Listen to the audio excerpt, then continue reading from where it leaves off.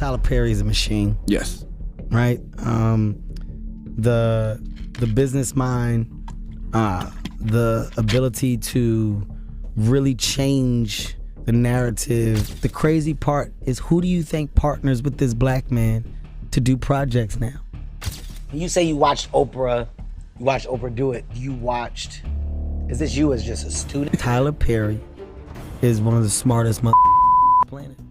And he's not smart from a rocket scientist, brilliant, I have all the answers perspective. He's smart from the side of, why can't we do music?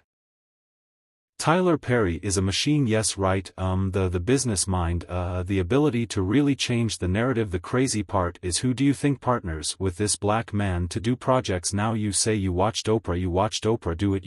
Is this you as just a student? Tyler Perry's empire might be worth billions, but Kevin Hart just exposed a side of him that could end it all. Tyler Perry is a machine, yes. Hollywood is a world where fame, power, and influence come at a price, but Kevin Hart isn't staying quiet about the darker side of the industry, and when he pointed a finger at Tyler Perry, it sent shock waves through fans and insiders alike. Tyler Perry is one of the smartest mother planet, and he's not smart from a rocket scientist, brilliant, I have all the answers perspective. He's smart from the side of, why can't we do that? Is Tyler Perry really Hollywood's black gatekeeper, as some have claimed, and what's the truth behind the whispers of strange dress rituals and secret deals that stars allegedly go through to rise to the top? Nobody owned that dress, right? But me, that's right. Nobody told me a $2 billion franchise. Nobody told me to put it on. From accusations about black men being pushed into compromising roles to shocking stories of manipulation and control, Kevin Hart's revelations pull back the curtain on what might be Hollywood's most closely guarded secrets. The new pope is 9-year-old Oscar nominee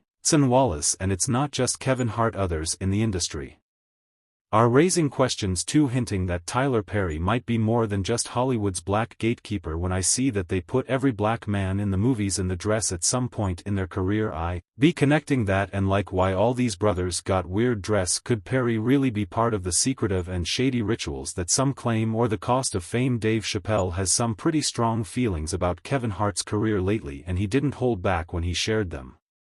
According to Chappelle, Kevin might be crossing lines he normally wouldn't just to keep climbing the Hollywood ladder, and he thinks Tyler Perry's influence has a lot to do with it. When Kevin found out Chappelle was talking about this publicly, he wasn't exactly thrilled. In fact, he was so upset that he confronted Chappelle about it. Now everyone's left wondering what's really going on between these two, and if this tension is going to mess up their friendship when things happen that can possibly affect your brand. Your brain can be diminished, and you don't want that to happen. So protecting my brand is definitely a priority. Then things really hit the fan when Kevin Hart appeared on TV wearing women's clothes. This caused a major uproar, especially because Kevin had previously made it clear that he wouldn't compromise his principles for fame. He'd even distanced himself from similar moves made by others in Hollywood, so seeing him do this left a lot of people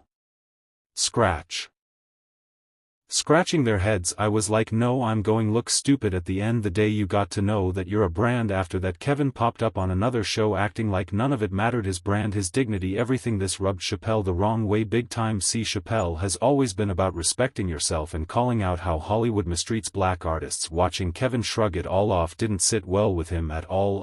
Popetsonen is lifting her arms into her signature Musclean pose. Chappelle just keep his thoughts to himself. Either he spilled the tea on how Kevin ended up in this situation, and guess who he pointed the finger at? Tyler Perry. Chappelle claims Tyler's been grooming black artists to fit a certain mold, and a lot of people agree. There's no animosity there, but there's an awareness of where the void is. So now I take that and I make sure I apply it to mine. According to him, it is Tyler who has been involved in grooming black artists. This belief among people was further intensified when an online user uploaded a video. This individual chose to openly voice her discontent with Tyler Perry's films, highlighting what she believed to be a bias in his work. Taking her critique a step further, she went on to create and share a video on social media drawing a comparison between Tyler Perry's films and what she considered to be subpar quality. Her criticism did not stop at this point. The woman claimed that Tyler Perry possesses a fear of white people, asserting that this fear was impacting his creative decisions and choices. Her statements residential with others, prompting them to express their opinions on Tyler Perry and his body of work, and they said they loved the script but they wasn't sure how the film was going to turn out, so they passed. These videos imply that there might be a hidden truth beneath the surface. The question arises, what could be Tyler Perry's secret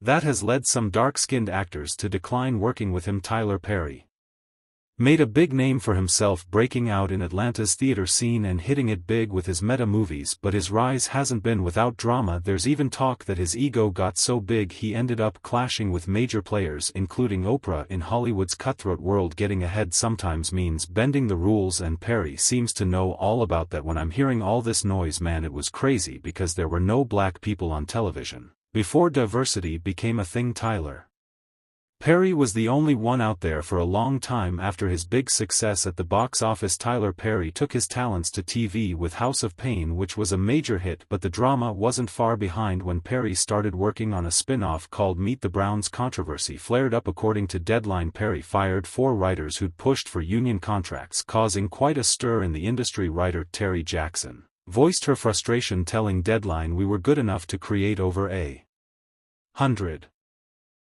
episodes, but now when it's time to share the benefits of syndication and spin-offs, he's cutting us loose unless we accept a terrible deal." In response, Perry doubled down, deciding to take full creative control and write everything himself. But the union clashes didn't stop there. In 2015, SAG-AFTRA and Actors Equity banned their members from working on Perry's stage play Media on the Run because his production company wouldn't agree to union contracts. While Perry's hustle and profit-driven approach have brought him enormous success, his methods have drawn mixed reactions within the entertainment world. Some admire his work ethic, while others see his actions as a disregard for industry standards and fair treatment. "If a camera on you, baby, camera on me right now, back behind you, oh hello, praise the Lord.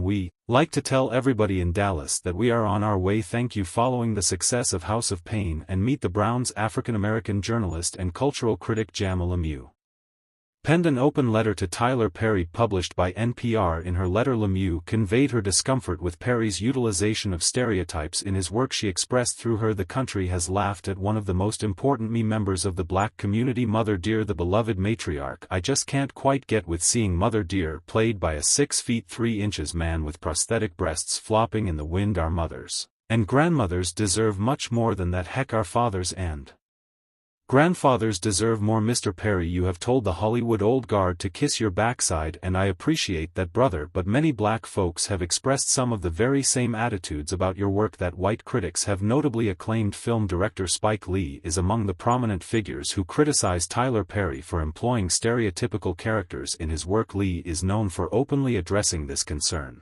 with Perry, but "I still think there are a lot of stuff that's on today is coonery, buffoonery, and I know it's making a lot of money." Lowe continued to assert that due to the production of stereotypical movies, individuals like Tyler Perry were breaking records. From Lee's perspective, the industry could elevate its standards by steering clear of biased and nonsensical films that feature designated one-dimensional characters breaking records. "But we could do better." Tyler Perry's casting and character portrayal choices have become a noticeable point of discussion among viewers, sparking conversations about his business strategy. Some critics argue that Perry often casts dark-skinned actors in villainous roles while portraying white-skinned individuals as heroes in his movies and shows. This perception has triggered debates and discussions within his audience about the representation and portrayal of characters in his work. Pitiful black woman being by a no-good dark-skinned man and then saved and rescued by the perfect light-skinned man during an event. Chris Rock highlighted a